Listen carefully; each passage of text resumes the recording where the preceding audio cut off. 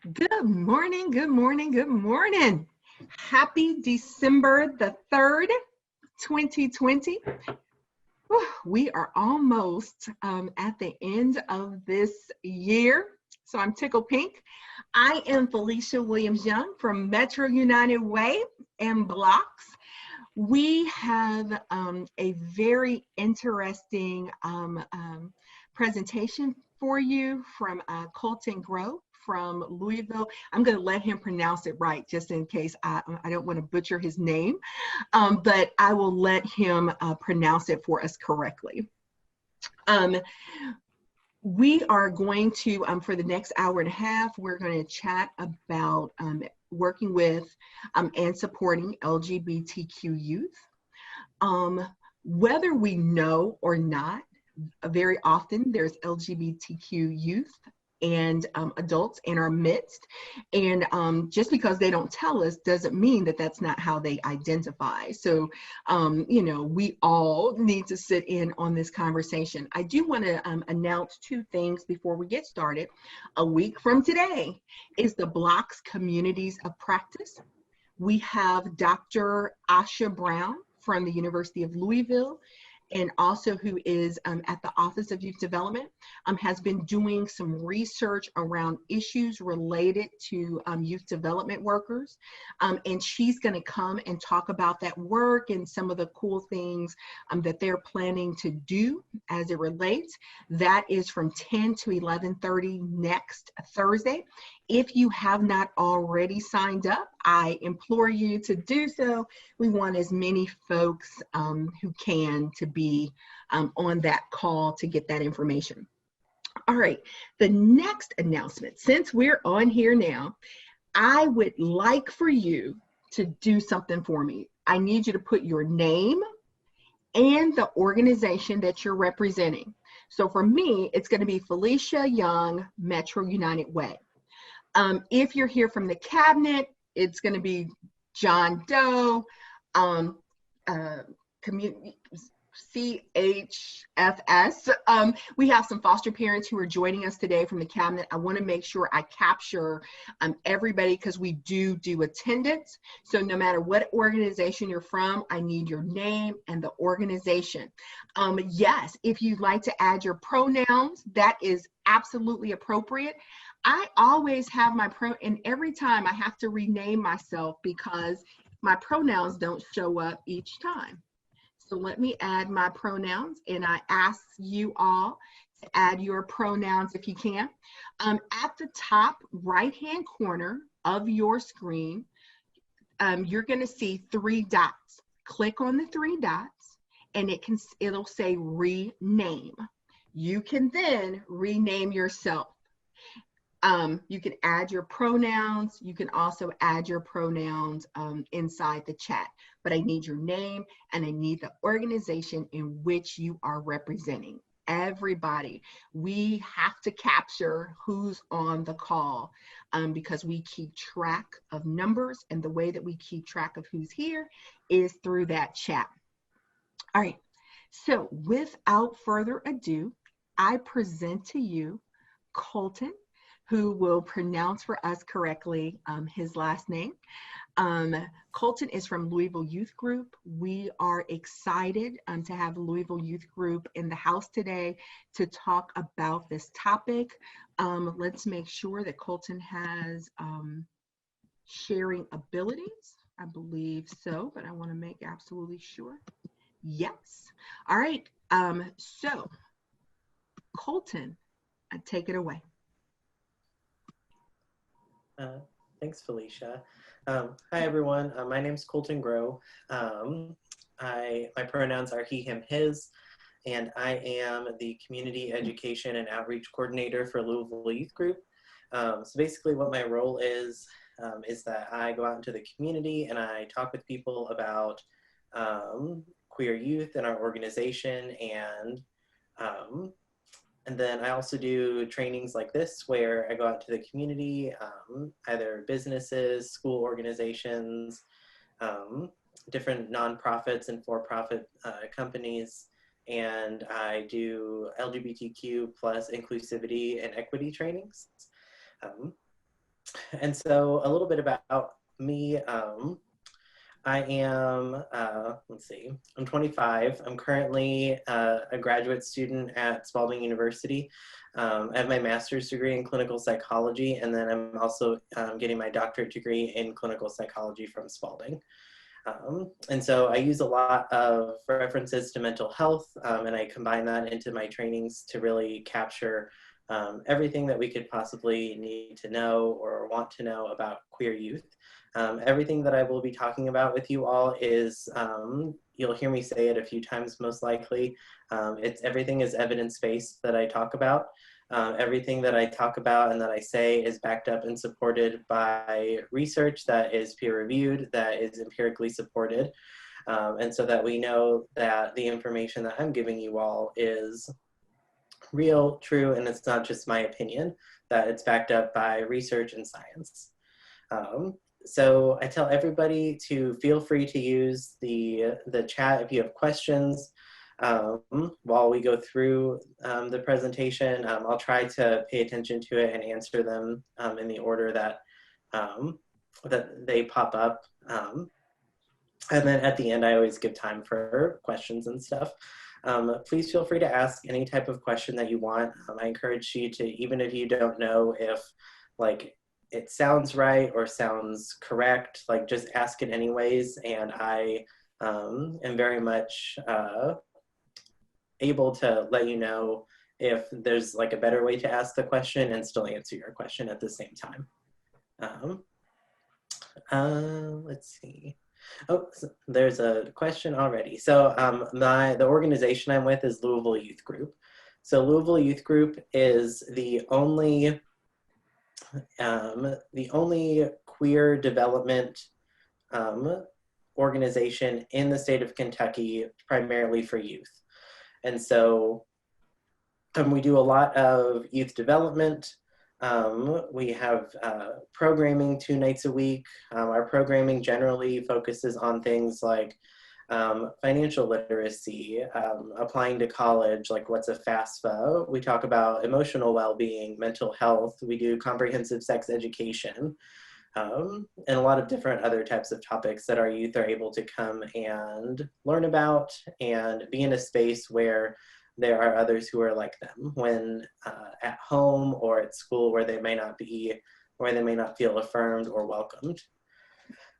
And so we've been around for about 30 years. We started as more of an underground organization and are now much bigger and more involved in the community so that we're able to serve as many people as possible. Let's see, see, I'm 25, but I'm terrible at technology. So I'm going to attempt to share my screen with you all. And then we will get started. Alrighty.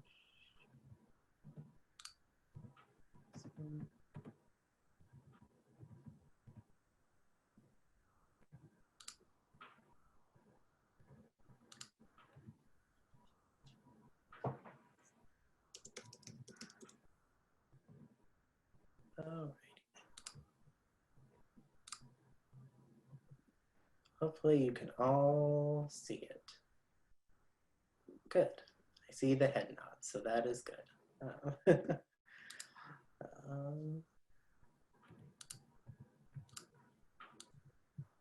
Alrighty.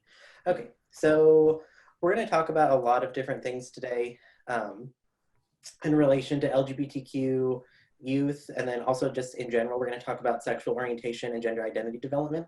And so that's kind of just like the broad overall topic of what we're kind of going to be discussing today. There we go. Okay, so these are our objectives for today. We're going to learn about some terminology. There's going to be some basic terminology that most people know. Most people know what LGBT means. And then we'll talk about some other identities and terminology in the Q+ area. We're going to gain some concrete evidence-based research knowledge on why people identify as LGBTQ. There we go. Sorry, I was trying to figure out how I opened the chat to make sure I still see that too. Okay, we're gonna talk about some interventions for assisting youth in coming out and what that means and what that looks like. We're going to talk about something called minority stress theory and microaggressions and how that influences the lives of not only LGBTQ people, but a significant amount of marginalized people. And then we're going to talk about some mental health and physical health disparities of LGBTQ people. And so I start off all of my trainings with this picture. And so what this picture is it's an unlevel playing field, right? And this picture is what our society is like. It is how the world is. And it's a great metaphor to kind of think about those things. And so what we know is that the world is not equitable, it is not equal, and it is not just, even though we'd like to believe that it is.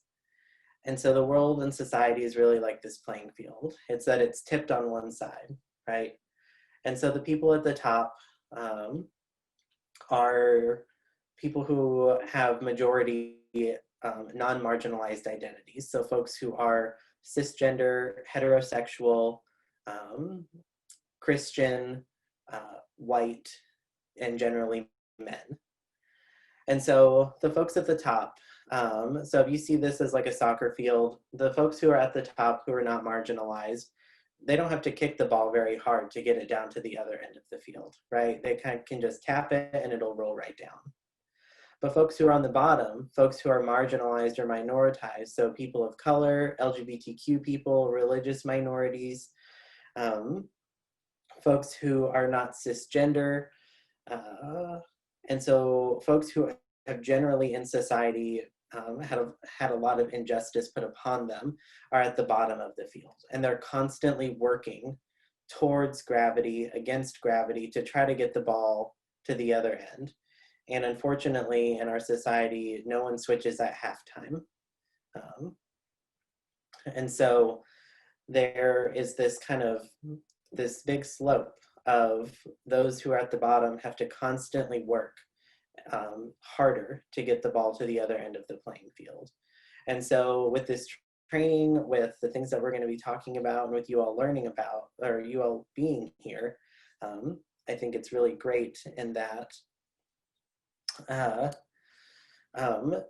these types of trainings and being a part of these things really help to start making the playing field of society a little more equitable.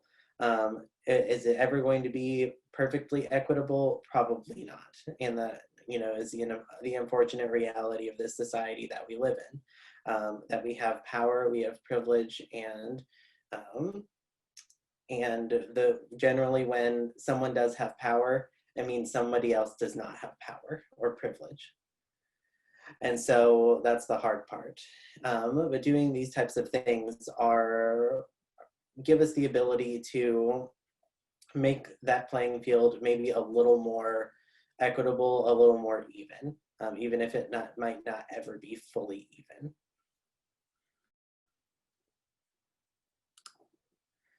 So we're going to start off with some basic terminology. These are some things that a lot of people have heard about. And so we know that biological sex is the anatomical makeup of your body. Gender, we know, is socially constructed, and it's the characteristics of the binary, so the gender binary of women and men. So it's basically like norms, roles, relationships of and then between groups of people of the binary gender. Sexual orientation is the desire for emotional and or sexual relationships with people of one or more gender or sex. And so everyone has a sexual orientation. And so it's just the desire for that relationship. Everyone has a gender identity, so it's an individual's internal sense of being female, male, or something else in terms of being gender nonconforming, being non-binary, being gender fluid. And then somebody who is cisgender is a person whose gender identity matches their assigned sex at birth. And so when I was born, the doctors looked at my genitals, said that I was a boy. And then as I got older and I could identify with myself, I also just said that I am a boy. So I am cisgender. And then gender expression is how you do or don't display your gender identity. So that gender expression could be how you dress, the things that you use, and how you just kind of display yourself to the world of who you want to be. So we're going to start going through some of the letters in the acronym LGBTQ. So somebody who's lesbian refers to any female identified person who is physically or emotionally attracted to other female identified people. Gay is the same as a similar definition, but it's for male identified people. Bisexual is any person of any gender who is physically or emotionally attracted to people of two or more genders.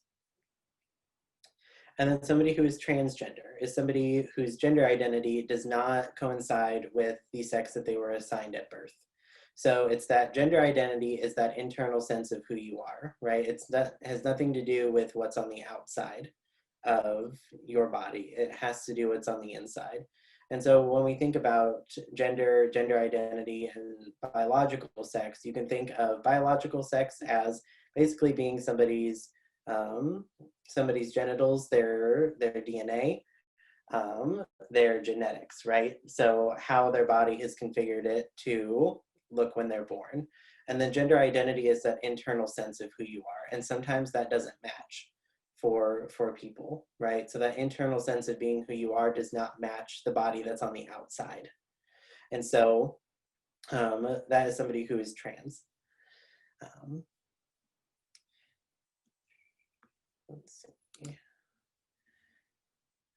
So when you see the Q, a lot of the time, previous generations tried to utilize the Q as being questioning.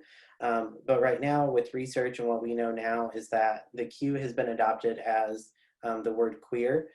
And so a lot of people will ask me, like, I thought that was a derogatory term, and I thought that that was not a term that we should call people or use to identify people.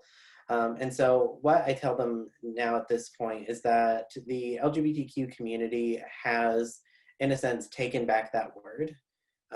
It's that we removed the word from being used against us, right? And so we now use it as an umbrella term for people who are in the LGBTQ community. That it's kind of like a nice, like, big, like, umbrella that we can all stand underneath together. And so the word queer can still be used derogatorily. It depends on how you use it. There are people who identify just as queer. And so if somebody does identify as queer, it's important to just use what they tell you. And so it might be a little different, especially for folks who grew up with feeling or hearing that that word was something negative or something that you should not identify people as. But now we've kind of taken back that word. The community has taken back that word to remove kind of the power that majority groups had in using that word, right? And so that we can kind of reclaim it as our own. And so if you've ever heard, like, somebody who's LGBTQ say, like, I'm here, I'm queer, I'm not going anywhere, that's kind of where that comes from. Somebody who is intersex refers to a person whose biological sex cannot be classified as clearly male or female. So that's the gender binary still. So somebody who's intersex, and intersex can be caused by, somebody who's intersex can be caused by a number of different things. So when I talk about intersex folks, we include them in the LGBTQ community because they are not a cisgender person. And so people who are intersex, it is more biological. So it could be androgen sensitivity syndrome, there's Turner syndrome, and there's a few other syndromes out there that folks may have they might have an additional X chromosome, they may have an additional Y chromosome, they might not only have an X chromosome or only have a Y chromosome. And so it's that biological difference in people and biological variety. And so that intersex people are real, they are out there, they are people just like the rest of us, and it's just that biologically there is, and genetically there is differences. And so a lot of the times, if you meet an intersex person, they you're not going to be able to just like know that they're intersex unless they just out and tell you that. And so it's also important when you're working with youth who may be intersex that a common practice right now is for a lot of doctors to make parents decide when their child is born what their child's gender or sex should be, and surgeries will be performed on the child to attempt to make their biological sex more in line with what their parents would like. And so that is a common practice right now in the medical community. And there are a lot of folks who are beginning to fight against that, to let kiddos who are born intersex to grow up how they want to be, and then let them identify however they want to be when they're older. And so that's best practice right now, is that if you have a kiddo who is intersex or who is born intersex, to raise them just like any other kid and wait and see how they want to identify when they're older. Then a person who's asexual is a person of any gender who lacks sexual attraction or an interest in sex.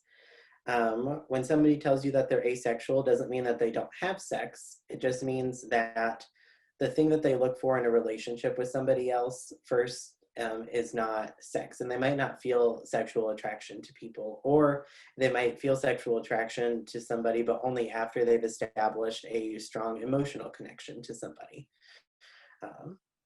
And so it's just that sex is not something that is on their mind, and they might just not be interested in having sex at all. But it doesn't mean that they don't have sex. Somebody who's pansexual is a person of any gender who is physically or emotionally attracted to people of all genders. And so if you hear somebody say that they're pansexual or that they're pan, it just basically means that they are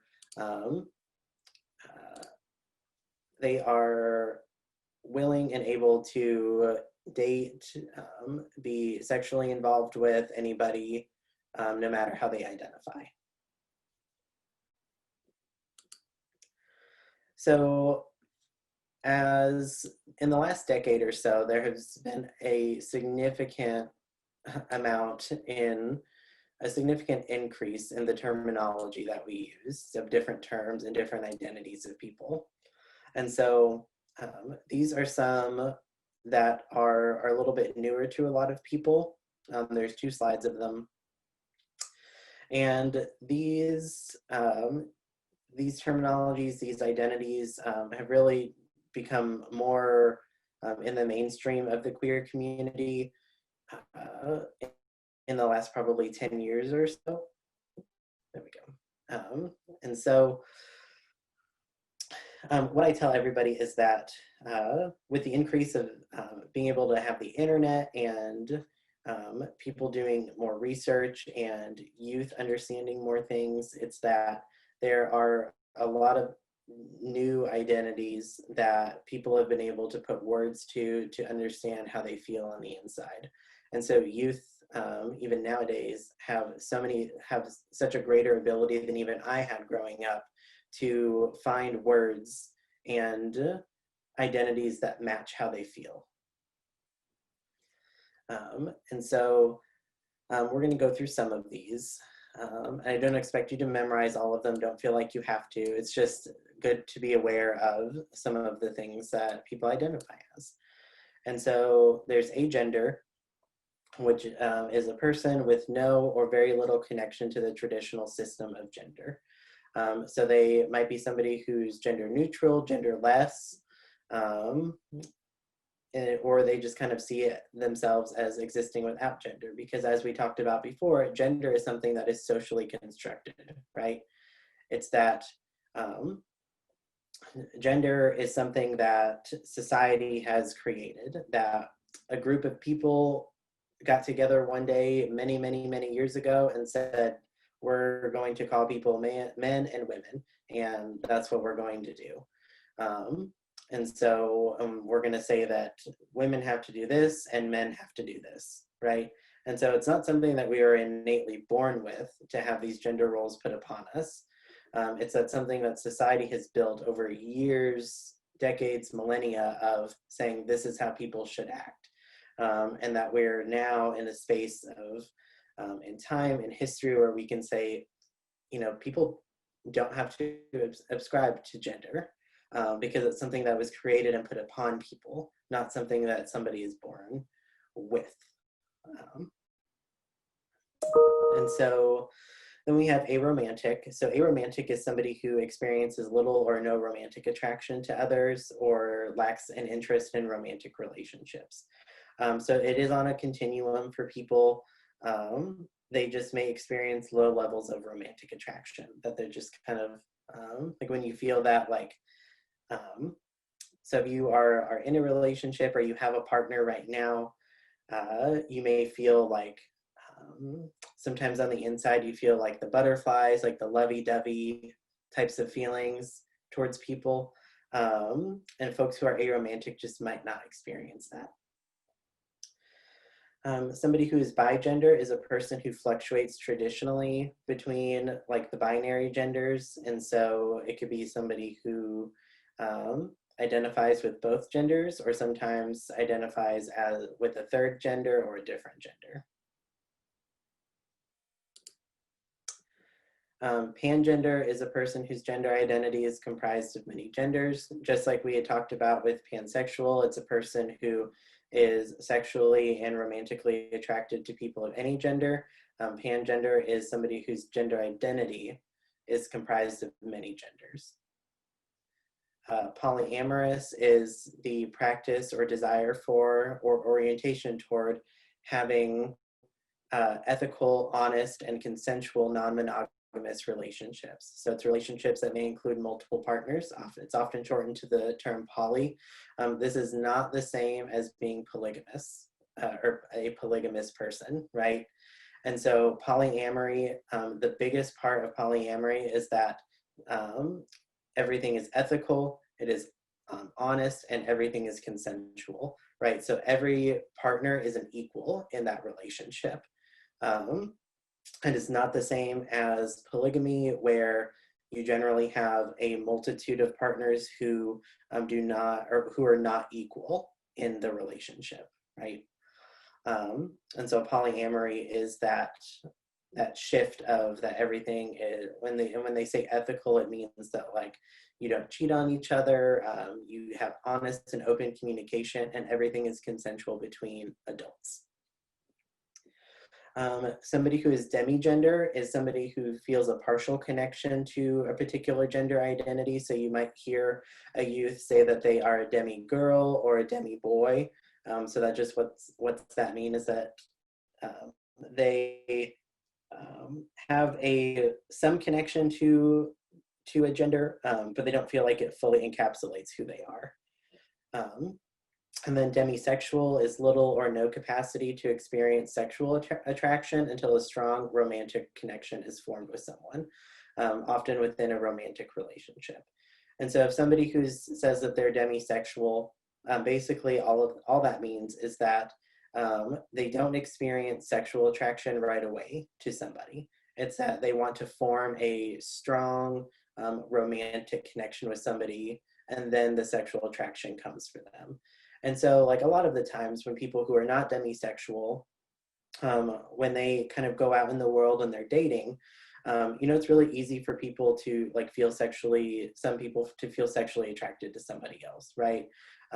We hear all the time about, people hook up with each other, people have sex all the time, right? And so, but somebody who's demisexual, that sexual attraction that you might feel when you go out on a date first is not something that you feel first. It's that you want to establish that strong romantic connection, and then the sexual attraction may or may not come along for you.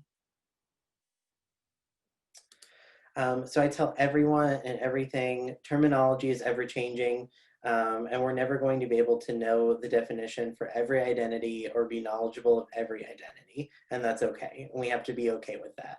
It's that we're not going to know everything, and we never will. The best way to understand a person who has an identity you're unfamiliar with is to just say, I don't have a lot of knowledge of that identity. What does that mean to you? Because the person, the youth, the adult, whoever you are talking to who has that identity, if you just say, I don't know a lot about that, what does that mean to you? They will be more than willing to describe and tell you what that means to them. If you just ask in a way that's appropriate and nice and safe and affirming. And then I will send these, so these two websites are just some more like comprehensive handouts of different identities that have been collected over the years.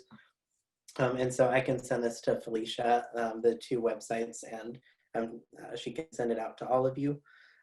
So that if you feel like you may not want to ask somebody, you can use kind of some of these handouts to look it up and do your own research and understand for you. Okay. Does anyone have any questions about the terminology before we keep going? I know it's a lot of information in a small amount of time, so please don't be afraid to ask questions.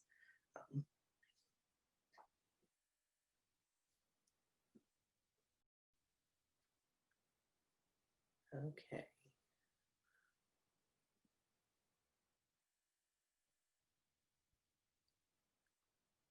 All right, well, we will move on then. And like I said, if you have any questions, I have the chat pulled up, so feel free to just ask them, and I will answer them either in live time or at the end of the presentation. So we're going to talk a little bit about pronouns. Somebody asked. Oh, demi-androgen. Oh yes, okay. So let me attempt to go back to that. We'll see what happens. There we go. Okay, so somebody who is androgynous is basically somebody who doesn't particularly identify as male or female, that they're not, their gender expression doesn't give way to for somebody to imply or just assume what their gender is. And so somebody who is demi-androgen is somebody who has a particular, may feel some type of partial connection to that, but may not fully feel like they are androgynous.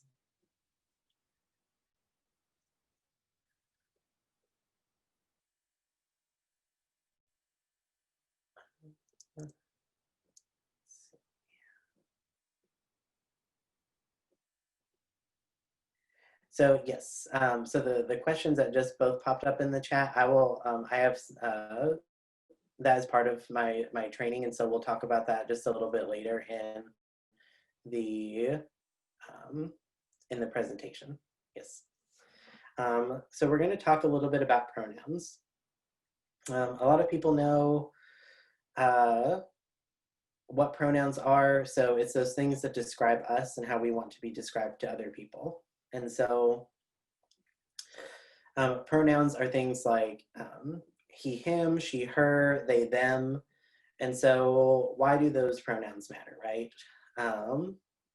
Pronouns matter basically because using someone's pronouns that they want to use generally does impact their mental health, and it can save lives. And so, you know, if I met somebody on the street and they told me that their name was Bill and that they're a man, but I'm like, no, like, I'm just gonna call you like Janine and use she pronouns for you. That's not very nice, right? And so when somebody tells you what their pronouns are, what their name is, I tell everybody, it is not your job and it is not your responsibility to tell other people how they should identify. It's that when somebody tells you their pronouns, when somebody tells you their name, what their name is, even if their name does not match the things that are on their birth certificate or on their driver's license, it's that your job is to just say, okay, and you use their name and you use the pronouns that they want you to use. Pronouns are a very small way to know, to just share with people like who you are and how you want to identify. And so like Felicia in the beginning asked you all to put your pronouns in your name. And so that what we've learned is that even people who are cisgender, so people who identify with the sex that they were assigned at birth, right? That matches their gender identity.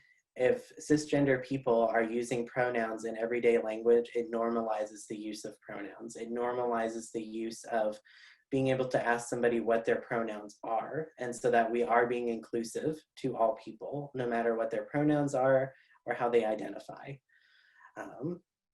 It's very important. Pronoun etiquette is very important. So when I introduce myself to people, whether it's professionally or sometimes just in general, I'll introduce myself as Colton. I'll tell them what my pronouns are. They're he, him. If I don't know what theirs are, I will just ask them. I'll say, what pronouns do you use? Or what are your pronouns? And so there are a number of different pronouns. So there's he, him, she, her, which is what we all know and understand. And then a lot of folks use they, them pronouns. So folks who may not want to use he, him, or she, her, they will use they or them to describe themselves. And a lot of people are like, well, that's a plural, it's a possessive term, right? But the term, the use of they and them as a pronoun has been utilized for many, many years now.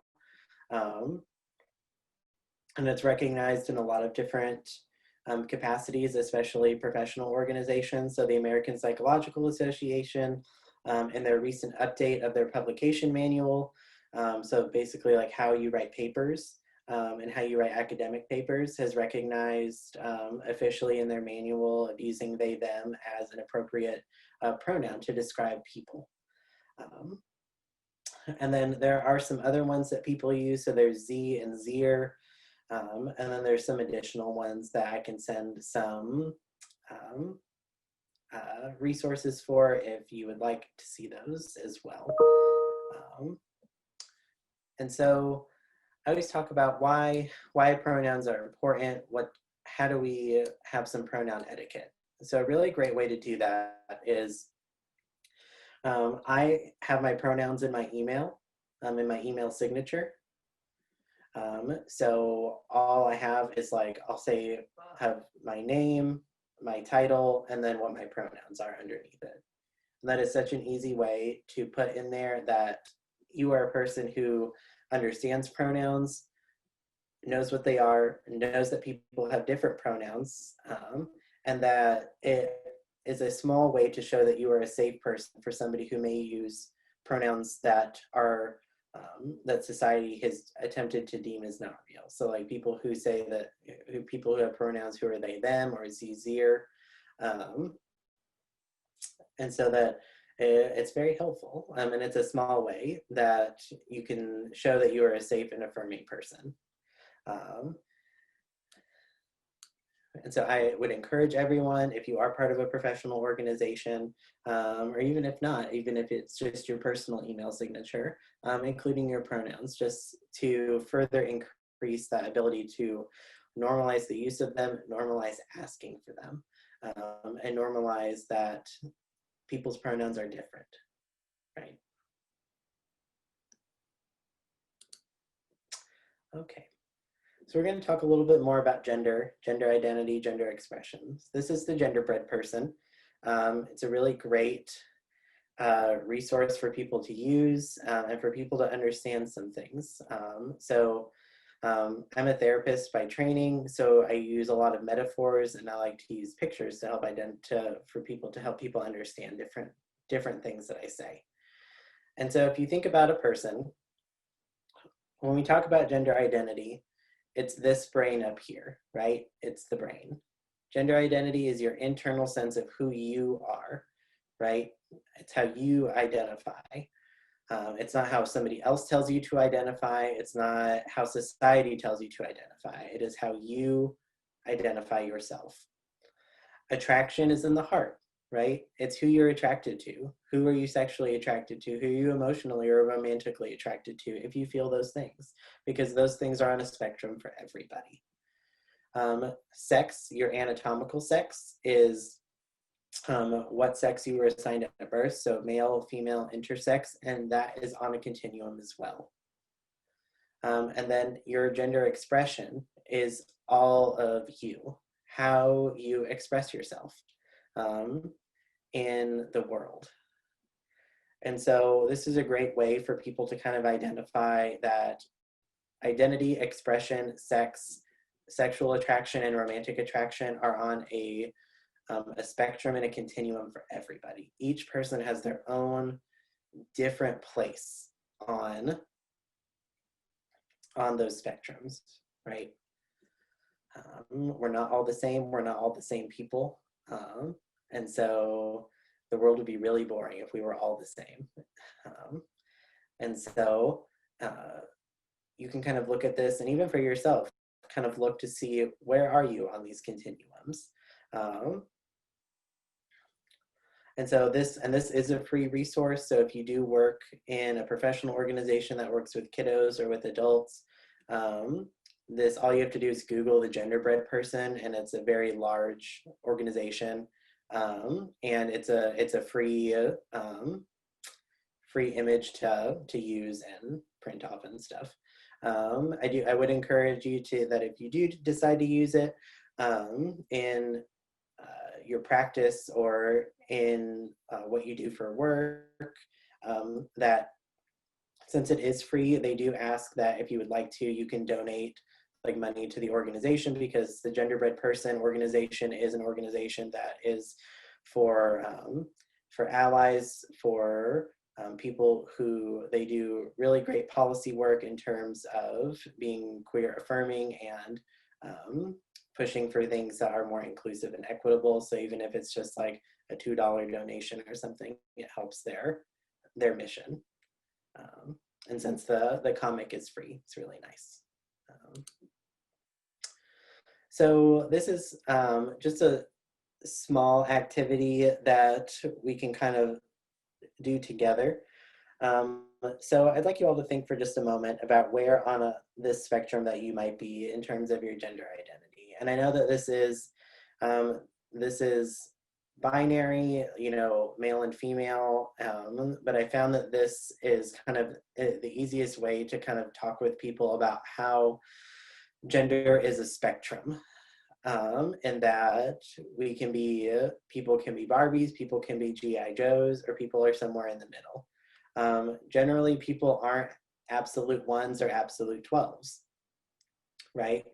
It's that a lot of people are somewhere in this 2 to 11 range. And like I said, I have my own critiques of this, of this image, but it's a very succinct image, and that we can kind of use to say like, oh yeah, most of us are somewhere in here. And it might fluctuate day to day, it might fluctuate year to year, we don't know. It's how you identify and how you go about the world.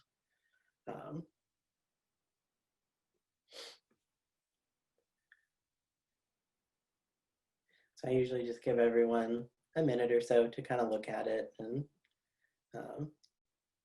look to see where they feel like they might be.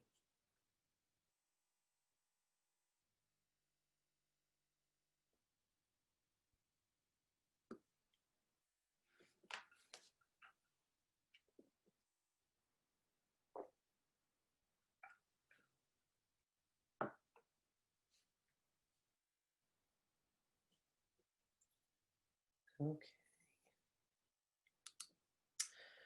So I usually take a pause here to ask if anybody has any questions that I haven't answered thus far, or if you have any questions about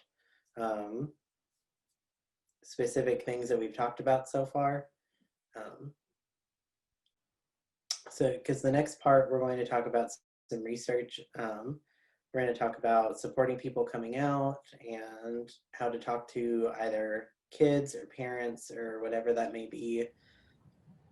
We're going to talk about different terms that have evolved through the years. So we're going to talk about heterosexism versus heteronormativity versus homophobia.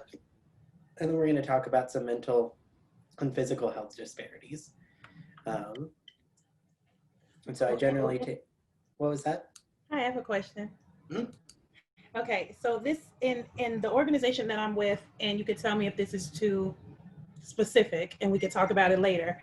But I'm even trying to figure out, how do you go about collecting youth in this way? Like, it's almost like you don't want to go around asking, or are you supposed to go around, like, how do I identify my youth in a way that does not come off as offensive?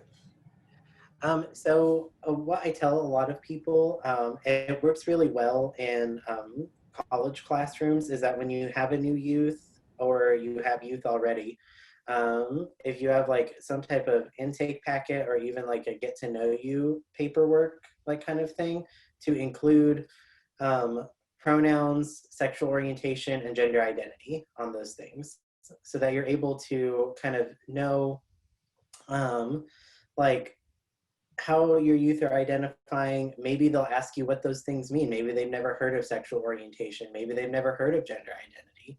And so you can kind of be that person that can talk to them about that, normalize that those things are on a spectrum for a lot of people, and so that they're able to kind of use that for their own knowledge, their own education, and then you also get the information that you want Okay. as well. That makes sense. I didn't think of it that way. So thank you. Yeah, of course. Yeah, no, I really like, so in a lot of college classrooms, what a lot of professors are doing nowadays is that on the first day of class, they'll have like a little like note card for every student, and they'll have like, just like, tell me like your name, what do you want to be called, what are your pronouns. You can, since it's for youth, generally with college professors, they don't just ask people what their sexual orientation is or gender identity, because that can be personal for adults. And I know for like sometimes with organizations, you have to kind of categorize those things and keep lists and things. And then including it in some type of thing of like, what are your three favorite things you like to do on the weekend, so that you're getting to know your youth and the people around you in a number of different ways. So, All right, thank you. of course. Let's see. So somebody asked about the pronouns Z and Zer. So those are pronouns that folks who are not in the gender binary, right? So that gender, like we've talked about, gender is this spectrum. People can have a gender, people cannot have a gender. And so Z and Zer has just been a way for folks to attempt to have some type of language that is almost gender neutral. And so a fun fact is that the United States is the only developed country that does not have a gender neutral term for people. So most other countries with most other languages have a term to describe people that is gender neutral. Huh. And so There are folks in Europe, in Asian countries, in the Middle East, in even in South America and down in Central America, that they have specific terminologies surrounding being gender neutral, not gendering everybody and everything. And the United States is one of the only developed countries currently that does not have a common gender neutral term to use for people. So it's very interesting and how that has come about. Someone asked, is that the same as like MX? And so it can be a little similar. So a lot of people will use MX to describe themselves in terms of like their professional identities. So like potentially teachers or professors, lecturers, that type of thing. So that it's not, so that they can say that they are, so they may be non-binary, they might be gender neutral, or they just may not want to ascribe to the traditional Mr. or Mrs. Or Miss terminology. And so they use MX as a way to utilize that like gender neutralness of people. Colton? Yeah. So my question that I asked earlier was kind of in relation to this. And these terms are, I'm assuming, are like self-identifying terms. So you meet someone, they introduce themselves that way. But I work in a public library. So, you know, do you have suggestions for addressing people, maybe if it's just like a best practice, just getting in a habit of it so I don't make mistakes? But especially when there's someone whose identity doesn't, you know, maybe their dress doesn't match their physical appearance. And, you know, I'll be honest, there is a particular incident in which my implicit bias kicked in, and there was kind of an incident going on, and I needed this person's attention, and I failed, and, you know, called them something they clearly didn't identify as. So do you have suggestions for that? Yes, I do. And so whenever I do, like, if you're talking to like a group of people, I usually will call people folks because it's a pretty overall term for a lot of people. Sure. And then in my like normal world, like, so I am like, I'm a very like friendly person in general. So if you see me like out and about, like feel free to say hello. I always say hello back. But I will go up to people, like if I meet somebody new or you don't know what their pronouns are, and if you haven't asked them yet, I will say like, hey friend, can you help me with something? And so that I'm asking them like, and I'm using a term that is endearing, but also something that is genderless, right? It's just like, hey, can you help me with something? Hey friend, how are you? And then in a public library setting, that might not always go over well. Like, I'm not your friend. You know, yeah. Do you have maybe other like just more neutral? If not, we can get back to it later. Yeah, no, I will think on it and see what I can think of for like a public library type of setting.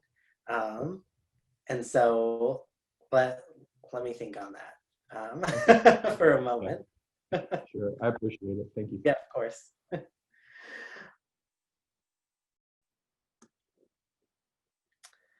Okay, so we will move into some of the research now. Okay, so why are people LGBTQ? Is it a choice? Right? So that's what we hear a lot. We hear a lot from different folks that being a queer person is a choice. Somebody's being like somebody's choosing who they are and how they identify. And so if you don't know who this is Lady Gaga. She's wonderful. We love her. so she has a really great song called Born This Way. And so if you haven't listened to it yet, I would encourage you all to listen to it. That it really helps to describe that we are born the way we are, right? And so from biological and genetic research, we know that there are biological and genetic reasonings behind people being LGBTQ. And so what we know from research is that depending on how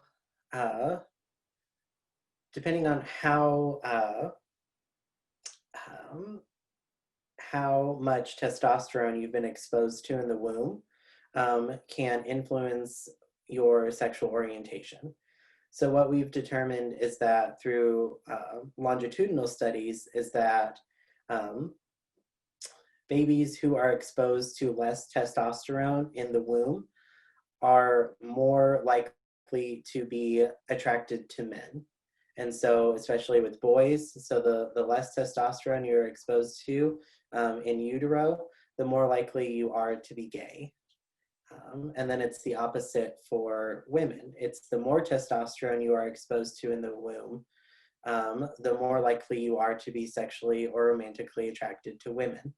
And so testosterone in utero is not something that somebody can control, right? It's that every person's body, every person who's carrying a child, their body's going to do different things, and their body is going to expose that fetus to different levels of hormones.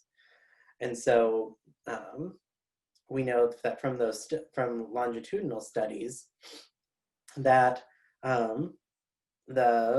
and from like doing like hormone testing and level testing and things like that, eventually those who are exposed to less testosterone tend to be sexually attracted to men, and those who are exposed to more testosterone are more likely to be sexually attracted to women. There's also this very cool study that I think is really neat that shows, especially in the brain, how different things work. And so what we know is that there's been a study that has been done that's been empirically reviewed and supported that if you do brain imaging on somebody, so if you have a cisgender heterosexual man, so that's like, right, somebody who was whose biological sex or sex assigned at birth was male, and their gender identity is also male. And then heterosexual just means that they are straight, right? And then if you have them next to somebody who is a lesbian, right? And you put a similar image of like a like female supermodel up, right? If you're doing brain imaging, their brains light up in the same areas. Isn't that cool? So that we can really see the biological differences in people and their attraction. That when you have this pulled up, that their brains are telling them the same thing, which is pretty cool. And the opposite is also true. So if you have a cisgender heterosexual woman and you have a gay man and you're doing brain imaging, and you put up a male model like Zac Efron or somebody who is very like conventionally attractive, their brains will light up in the same places. And so their brains are firing in the same areas of telling them, wow, this person's very attractive, and wow, this person is, or this person's very pretty, or whatever it might be. And so that's a really neat way to kind of talk about how there are these biological and genetic reasonings behind why people are LGBTQ. And so I tell people, it's not a choice. If you come away from this training with, any information, the one most important, I would say that it's not a choice. That it's really not something that people can pick and choose for themselves. It might feel like a choice, or it might feel like, it looks like a choice when somebody has to come out later in life, or when somebody does come out. And it looks that way because of how society is. It's that a lot of people don't have the ability to find and understand and feel how, and find terms and identities for how they feel on the inside. And so it takes them a while to find that out, and to be okay with it for themselves in a society that tells them if they deviate from traditional gender norms and traditional gender stereotyping, that they are wrong, or that there's something wrong with them. And so it might look like a choice, but it is not. So we're going to talk about some developmental research. And so we see some pretty neat things in kids. Kids are great. They're fun, they're hilarious. And just watching them do their normal kid stuff, like how they grow up, how they play, how they interact with each other, we can get so much information, and how people develop and how people grow. And so what we see in kids in general who grow up to be non-cisgender or non-heterosexual, is that we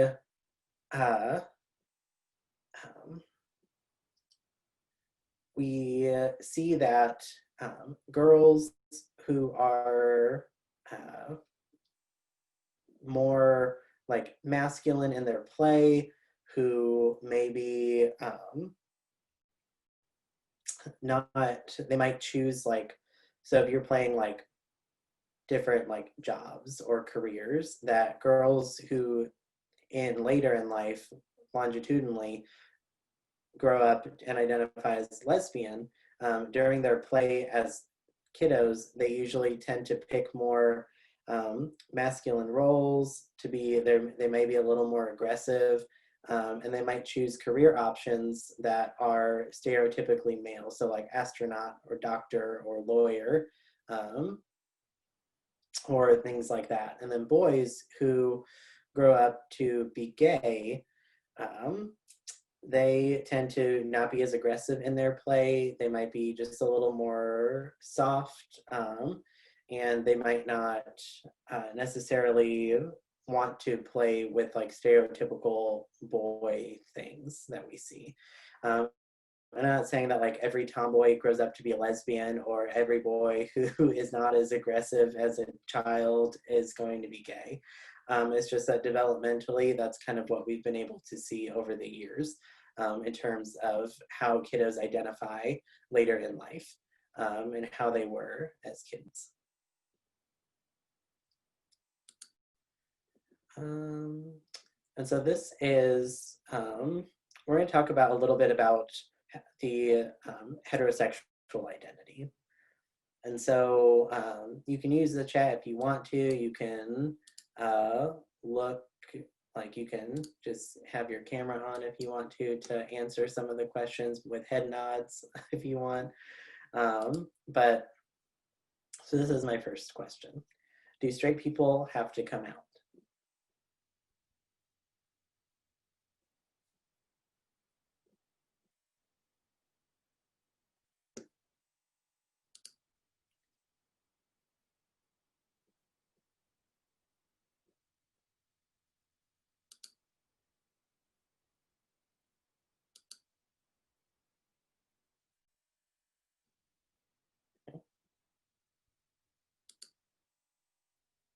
And then this is my next question.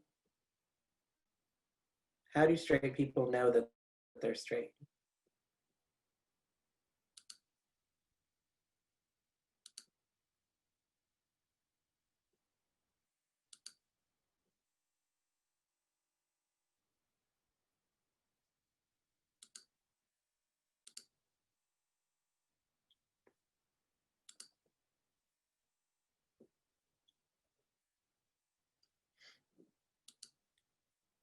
And then this is the last one. How do straight people identify their straightness?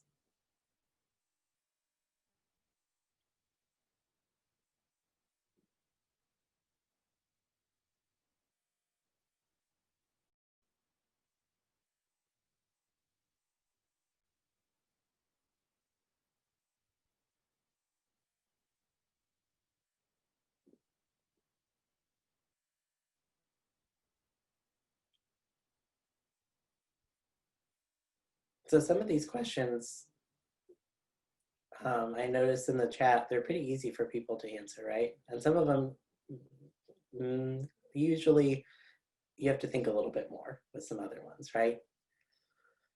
And so while what we know about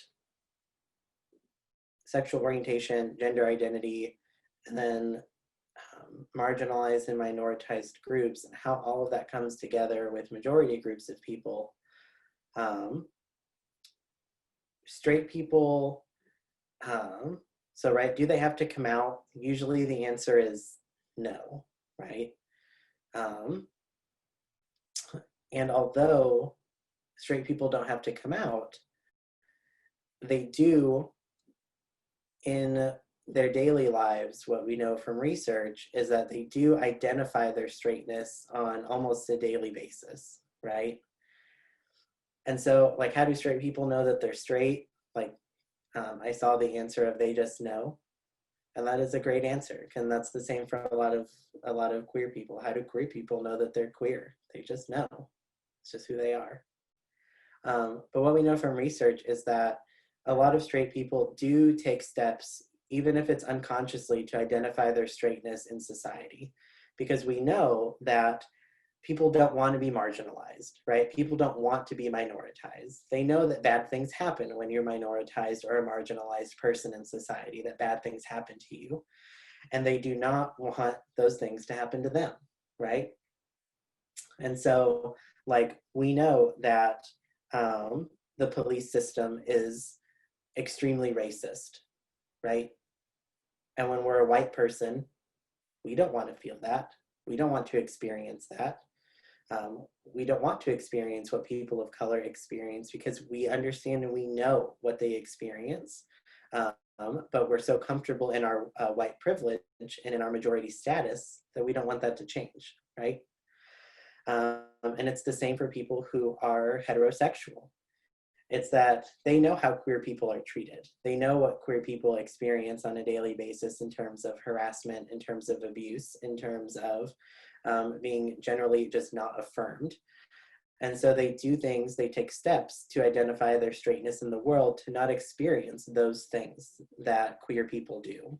And so a big one that we know is that women who, cisgender heterosexual women, walk this fine line between being masculine and feminine, that they do and take steps to, in their daily lives, especially in their professional careers, to not be too masculine so that people don't assume that she's a lesbian, and to not be too feminine so that people don't feel like they can walk all over her, right? And so, and then with straight men, with straight cisgender men, what we see is that the way that cisgender men identify their straightness is in general by being extremely heterosexist. And so when we look at hate crime data, it is generally cisgender heterosexual men who are committing hate crimes, who are assaulting, murdering people who are queer or who are LGBTQ. And so that ability to say, like, I'm not queer, like, I'm not gay like you, I'm gonna beat you up, that projects their straightness into the world, right? Into the people around them, to say, I'm not like this person. And so that's what we see in that research. And when determining why are these people like doing what they do, and it's that they're attempting to identify this piece of them that they don't have to go around saying that they're straight all the time to people, right? But that they do things in their daily lives that project that identity out so that they don't experience the negative and harmful things that people who are marginalized or minoritized experience.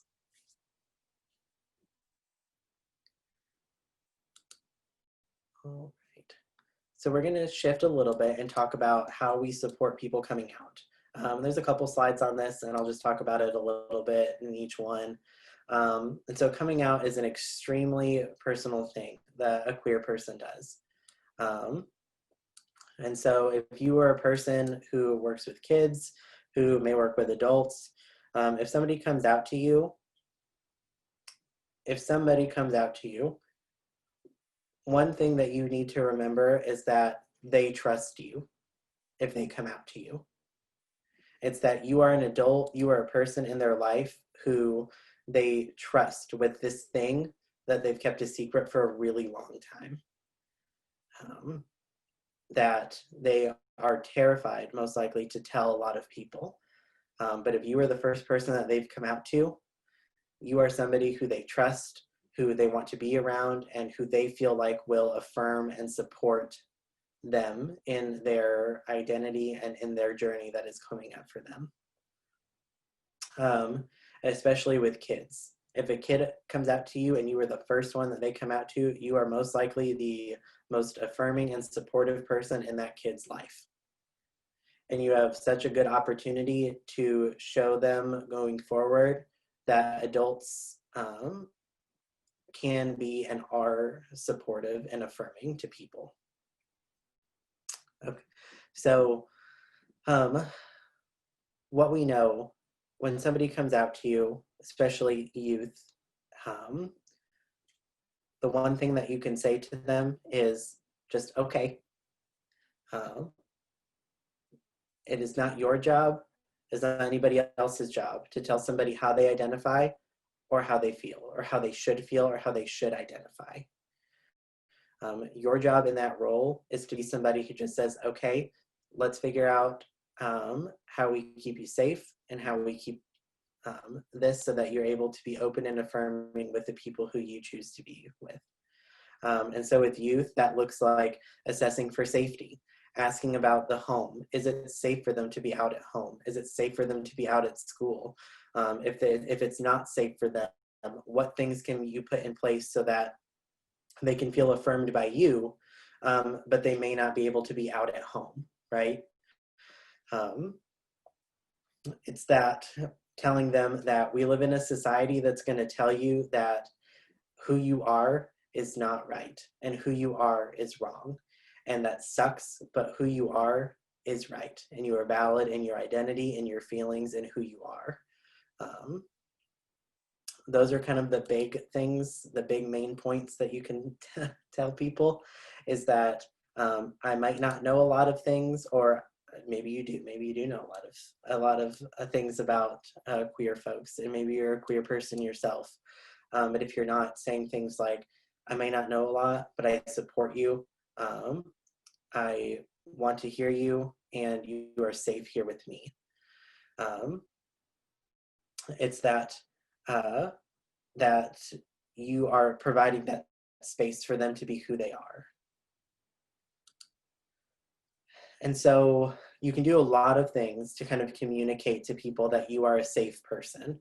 So if you have an office that people come to see you in, I encourage you to put up small things like pride flags, or like having like Black Lives Matter stickers, or ways to kind of show that you're supporting people who are marginalized and minoritized in society, that you may not, like, they don't know what your understanding is or what your knowledge is around that, but they can understand that just by pictures and seeing things in your office, in your space, that you are somebody who understands that minoritized and marginalized people are have faced a lot of injustice in society, and that you are a supportive person. So like I do a lot of, right now, I do a lot of all of the individual therapy that I do with my clients is all telehealth, and I have a pride flag right back here on my desk. So even though like I don't go around and tell all my clients that I'm gay, that they know that I have a little pride flag behind me that they can see, and that they can understand that it's there, and that I'm an affirming and supportive person to the queer community.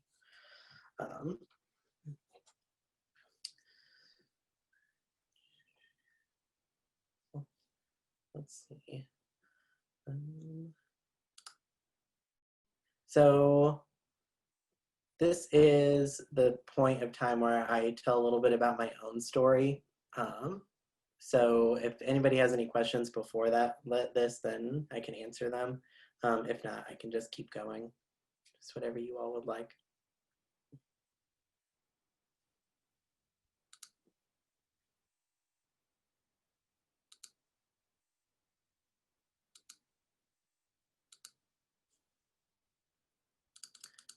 Okay.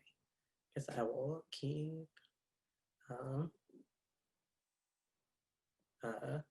I will keep going. So this middle picture is me and my mom and my grandma and my little brother at my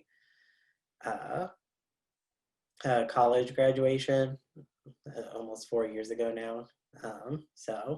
And then the picture on the left is with the ice cream. That's my boyfriend, Jacob. And then the picture on the right with the little Christmas tree behind us, that's my best friend, Hunter. And so I came out when I was 18 after my first year of college. I grew up in Los Angeles, California, and I went to college in Springfield, Missouri. And so it was a very big change for me. And so I grew up, thankfully, in a family who I'm very privileged to have. So my family is very open, very supportive, very progressive in their thinking and who they are. That when I came out, the response was, yeah, we kind of knew, we were just waiting for you to tell us. And so, they were waiting for me to be comfortable in myself and for me to accept that I was a queer person in my own life. That they didn't push anything on me. They were extremely understanding and supportive. And I grew up around a lot of other queer people. So my parents' best friends were a lesbian couple. And my parents both worked with a lot of queer people. And so I had that influence in my life already. And it still took me until I was almost 19 years old to come out, even with some of the most supportive people in the world around me. And so it's really a journey for everyone. And a lot of people ask, like, oh, like, why didn't you come out sooner? Why didn't you tell me sooner? And it's that for a lot of queer people, one of the biggest parts of the journey is accepting you for you. It's that you have to accept yourself and your identity before you can be willing and comfortable to tell somebody else about it. Because once it's out there, you expose yourself to a lot of different things. It's terrifying to think that just because somebody could assume that I'm gay by how I talk or how I dress, or even if I'm just with my partner, that I could be beat up or that I could be assaulted, I could be murdered. That's a terrifying thing to have to think about and experience, and to go through life wanting to be happy and also balancing that fear at the same time. It's that choosing to live openly is that you have to come out almost every day to people that you meet. It's that no matter who that person is, if they're new, if they're not new, even just saying to you all that I have a boyfriend is me coming out to you as somebody who is not heterosexual. And so we have to do that on a daily basis, and it can be really tiring to constantly do that, and to have to kind of gauge the room of, if we do come out in this space, will we be accepted or will we be murdered? We don't know. And we have to constantly assess those things. And so, like, my best friend Hunter, he's queer also, and so I'm able to have friends who are in the same community as me. He's also in the same doctoral program as me, so it's we relate to each other on a number of different levels in terms of stress with school and stress of being queer. And then my boyfriend Jacob, he's in medical school, and so he can also relate to how we go about the world in a number of different ways, especially being in professional roles. And so thankfully, I haven't experienced a significant amount of homophobia or heterosexism. I'm one of the lucky ones who has extremely supportive parents. It is not the same for most queer people. A lot of queer people are kicked out of their homes. They're told to leave. They're disowned. Their families no longer talk to them. Or on the opposite end, their families react extremely well. And then there's some families who act so poorly that the person is harmed in some way physically or emotionally. There's also a large fear for a lot of queer people when they come out, especially as youth, that their parents will send them to conversion therapy. The American Psychological Association has condemned conversion therapy, as well as many states have made it illegal for minors to engage in conversion therapy. And so it's a large fear for a lot of people when they come out. And I'm thankful to have the people in my life that I do, that I'm able to be me, that I'm able to be me in a number of different spaces, and that has allowed me to gain so much confidence in myself. So what I tell people now is like, and pardon my language for this part, but what I tell people is I'm queer and I'm here, and if you don't like it, then fuck you. That is kind of what I sell to people. So that I can be me, and I can be unapologetically me.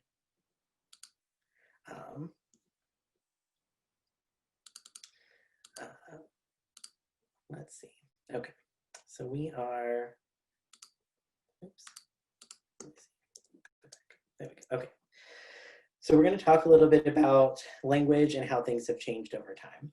So a lot of what we've heard before is homophobia, right? So it's like that fear of gay people, right? When we think of homophobia, we think of people calling each other like fags, beating people up, like that kind of thing, right? And then we move to a term called heteronormativity, which basically just means that what we see as the norm is heterosexual people, is that we assume that people are heterosexual, that we feel like that is the norm.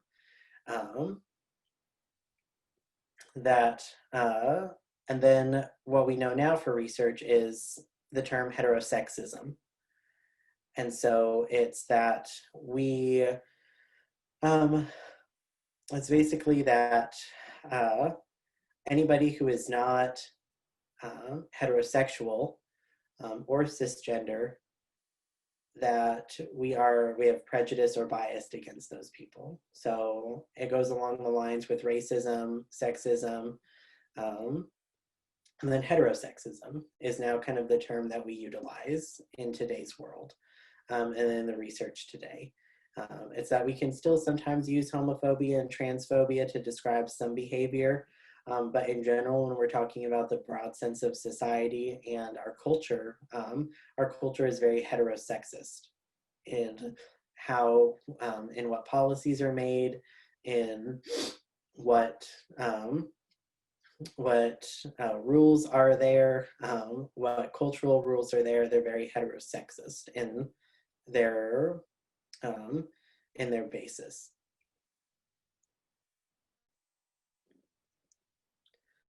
Let's see.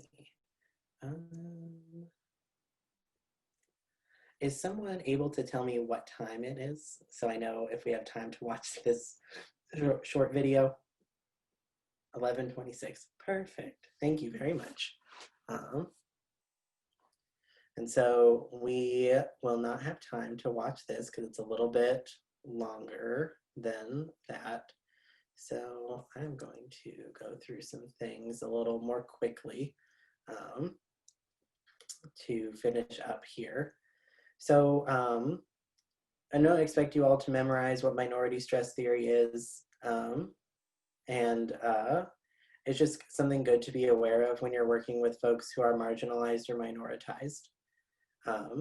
So minority stress theory is basically that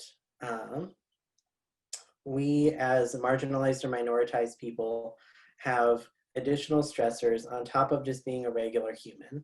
So like humans, we are all stressed out as humans. Like stress is just a very common thing that we all feel, right? When we're stressed about everything in life. But when you're somebody who's minoritized or marginalized, somebody who has an identity that is faced a lot of injustice, you have additional stressors on top of that, being human, that you have to deal with and understand and feel. And so you might feel things like prejudiced events, internalized homophobia, being expected rejection, or that kinds of things. And so that's just a good thing to be aware of, that folks who are minoritized or marginalized have additional stressors that they face because of their identities that they have, that they don't have control over.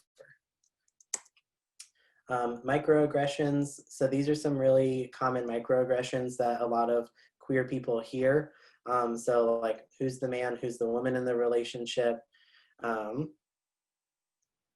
Like, you don't act gay, or it's just a phase. And so microaggressions are these really small things that we can, that we use, that people say that like, they may not hurt really bad in the moment, but having them compiled on top of each other doesn't feel great.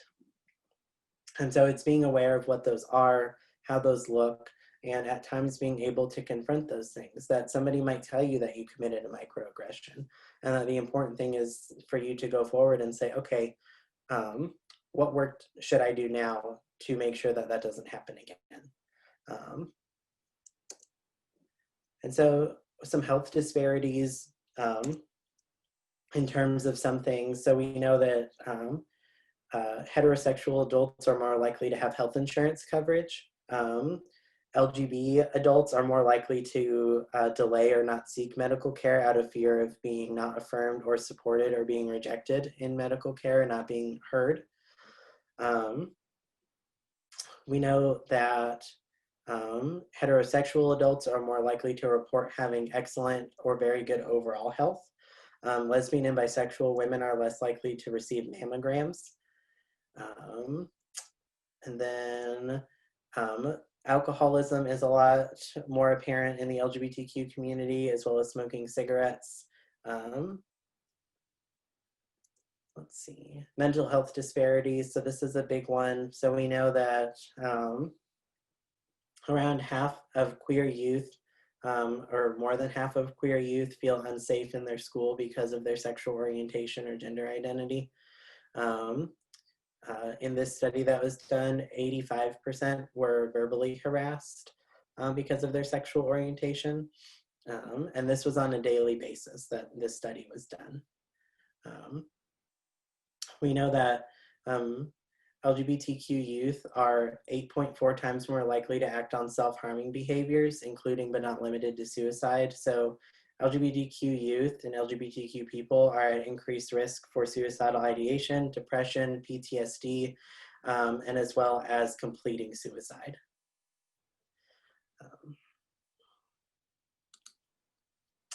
So this is just some information on some racial microaggressions. And so we have a lot of intersecting identities in the queer community of somebody being queer and somebody being a person of color. And so it's really important for us to talk about and address that and understand what that looks like. And so these are some more microaggressions that you may hear, that you may have said yourself, and that it doesn't really sound great to the other person. And so the big part of understanding and confronting these microaggressions is the difference between impact and intent.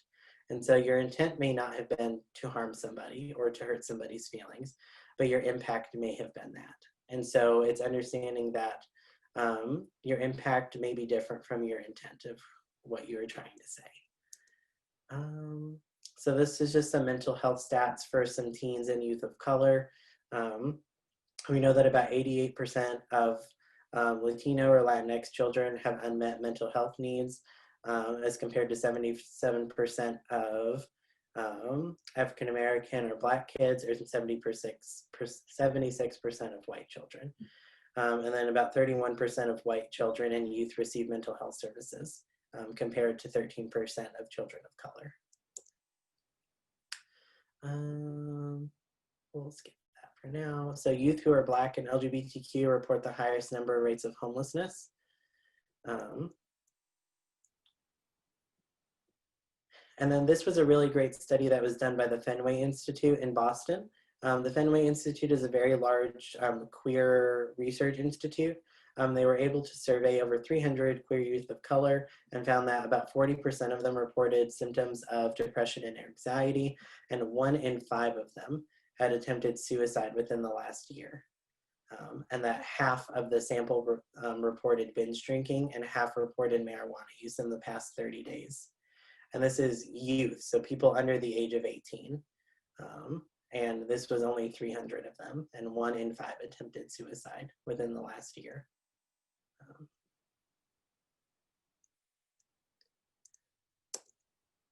And so I tend to end on this note of I wouldn't be a good therapist if we didn't do some mindfulness at the end. And it's just a couple of minutes if you're able to stay. If you're not able to stay, you don't have to.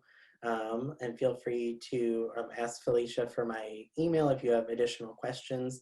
And I have my email on the next slide as well that I'll put up in just a moment. And so in terms of ending, if everyone can, you can close your eyes if you want to. If you don't feel comfortable closing your eyes, you don't have to. You can just find a fixed point in the room that you're able to kind of focus on. And I'd like you to think about some of the people who are around you. I'd like you to think about the people who you come in contact with on a daily basis, that those people want to be supported and loved and cared for. You might think about your friend. You might think about your mom, your parent, your sister or brother, that what they want out of life is to be loved and cared for and affirmed. And then I'd like you to think about some people who you may not come in contact with on a daily basis. It could be your neighbor. It could be somebody you see in the grocery store. And think about how they also want to be loved and accepted and supported.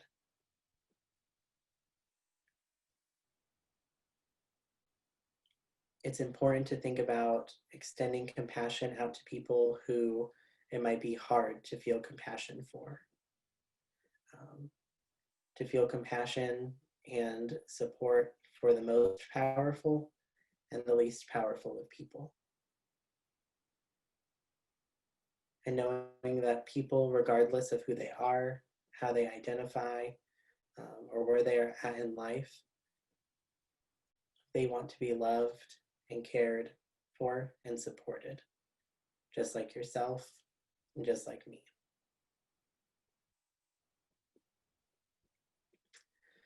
And so I end everything with kind of this, how I think about the world and how I think about things, and that these issues, the things that marginalized and minoritized people face, are not something that we can just sweep under the rug and pretend that is not there. That we have to do really hard work, but honest work in ourselves, in society, in our organizations, to move that playing field to be a little more just. And it's hard to do. It is hard and it is not easy. But the way I look at the world is that I believe that the way forward is through that hard and honest and just work. It's that accepting people regardless of their identity, and showing that compassion and understanding for all people. And then there is my email on the screen. If anybody has any questions that they want to ask me after the training. And I can stick around for a little while if people have questions that they want to ask or to answer. I know it went over a little bit in time and I apologize for that. Sometimes I can get a little wrapped up in different topics and I spend a little more time on them than needed. All right.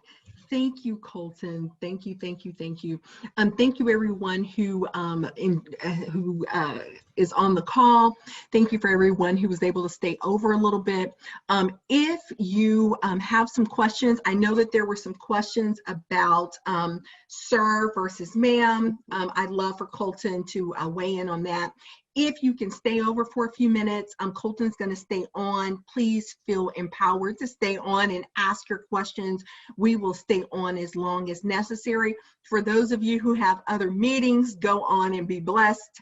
We will see you next Thursday for the communities of practice. But yes, if you have questions, Colton is willing to stay on for a little while and answer them. All right, Colton.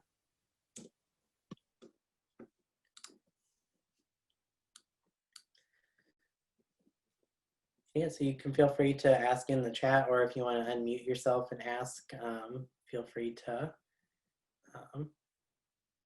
Can you go ahead and while folks are formulating their questions, Amy had the one about, you know, we are Southern folks and we say yes ma'am and no ma'am and yes sir and no sir all the time. How can we address people without the ma'am and the sir? Mm-hmm. Yeah, no, I think that is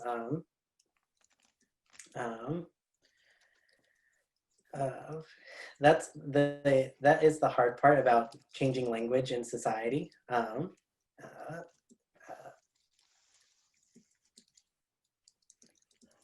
And so, sorry, I was answering something that popped up while we were talking, and so.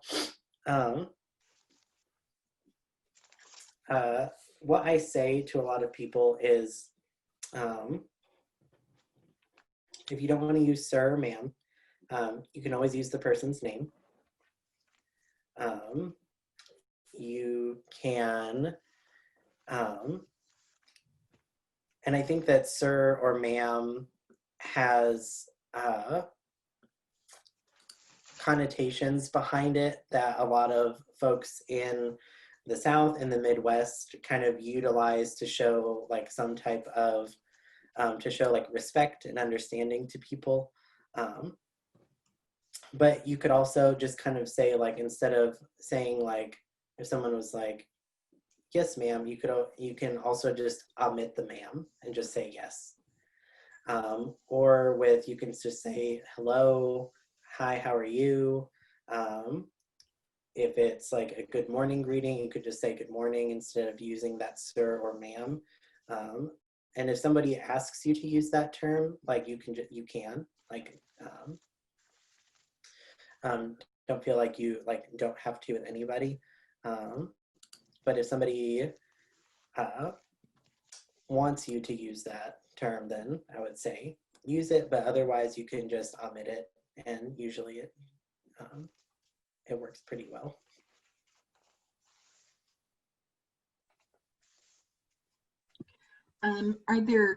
I'll say this, I grew up in a household with both my parents were from Mississippi, and yes ma'am and no ma'am and yes sir and no sir were required.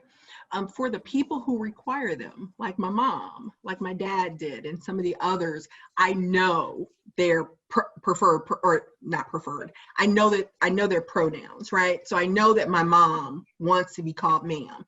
I know that my dad wanted to be called sir.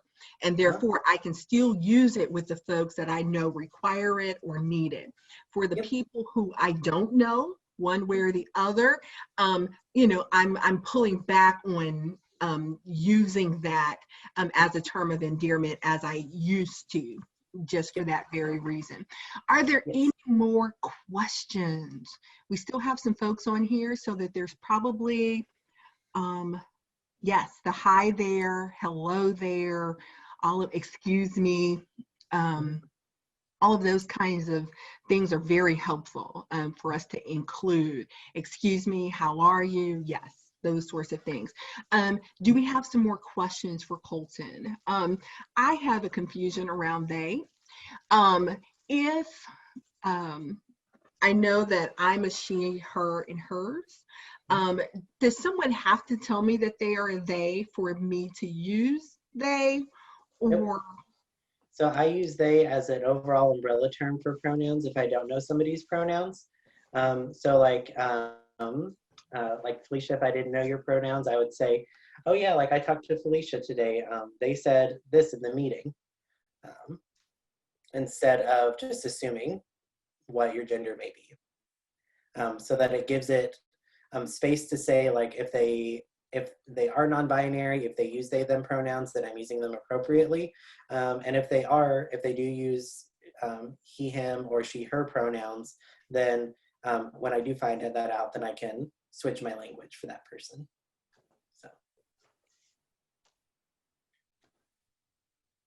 So like using they them is a really great tool if you don't know somebody's pronouns and you're not able to ask them, or if you're talking about someone who you may have had a meeting with and you didn't ask them their pronouns, using they them to talk about them is a really great tool to use. That's helpful. That's helpful.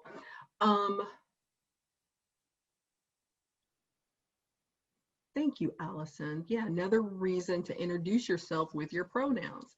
That helps the other person to know. That is very true. Thank you, Allison. I don't want to hold Colton on. If there are no questions, I want to make sure that everything is answered if you have them.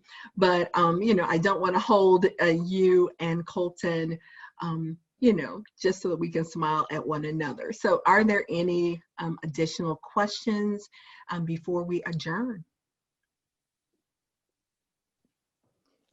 I just wanted to follow up again, Colton, because I feel really bad about this thing that happened probably about a year ago. And I haven't seen that patron back in our building since that incident happened. And so just to kind of clear up some of the questions and the comments that people have offered me, this individual had their back to me. They, I believe they had headphones in.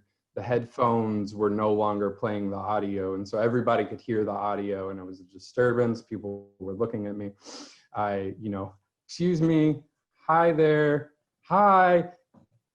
And then like I said before, my implicit bias of sir kicked in, and immediately I realized I had done something wrong.